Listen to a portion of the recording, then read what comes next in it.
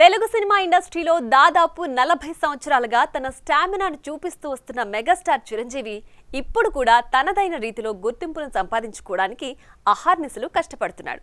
ఇక ప్రస్తుతం విశ్వంభర సినిమాలో కూడా తనదైన రీతిలో ఆడియన్స్ ని ఎంటర్టైన్ చేసే ప్రయత్నంలోనే ఉన్నాడని చెప్పాలి. అయితే రీ ఎంట్రీ ఇచ్చిన తర్వాత చిరు చేసిన సినిమాలు గత వింటేజ్ చిరుని మరిపించలేకపోతున్నాయన్న విమర్శలు కూడా వస్తున్నాయి. 40 ఏళ్లుగా ఇండస్ట్రీని శాసించిన చిరు ప్రస్తుతం నెంబర్ 1 చైర్ ఎక్కడుందా అని వెతుక్కునే పనిలో పడ్డట్టుగా కనిపిస్తోంది. వాస్తవానికి ఒకసారి ఆయన సినిమాకి కమిట్ అయ్యాడంటే ఆ సినిమా కోసం ఎంతటి ఎఫర్ట్ అయినా పెట్టడంలో ఎప్పుడూ ముందు వరుసలో ఉంటాడనే సంగతి తెలిసిందే.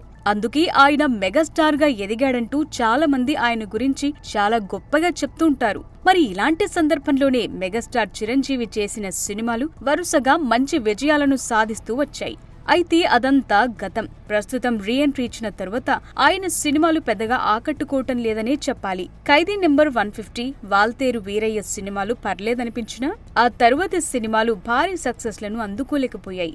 ఆచార్య, బోళ శంకర్, గాడ్ ఫాదర్ ఇలా చేసిన సినిమాలేవి మెగాస్టార్ రేంజ్ ను టచ్ చేయకపోవడంతో ఆడియన్స్ అసలైన ఫుల్ మీల్స్ ఎప్పుడెప్పుడా అని ఈగర్ గా వెయిట్ చేస్తున్నారట.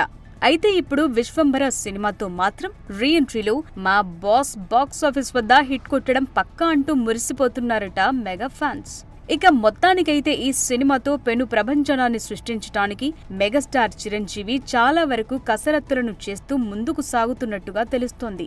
ఒక్కసారి ఈ సినిమాతో గనుక పాన్ ఇండియాలో ఆయన భారీ సక్సెస్ అందుకుంటే మాత్రం పాన్ ఇండియాలో కూడా చిరంజీవి తన సత్తాను చాటుకున్న హీరోగా నిలిచిపోతాడని చెప్పటంలో ఎంతమాత్రం అతిశయోక్తి లేదు. ఇక ఇప్పటికే విశ్వంభర సినిమా మీద ప్రేక్షకుల్లో మంచి అంచనాలైతే ఉన్నాయి. చూడాలి మరి ఈ సినిమాతో అంచనాలను అందుకుని సక్సెస్ కొడతాడా లేక డిజాస్టర్ కొట్టి డీలా పడతాడా? For more videos like this, subscribe big TV channel.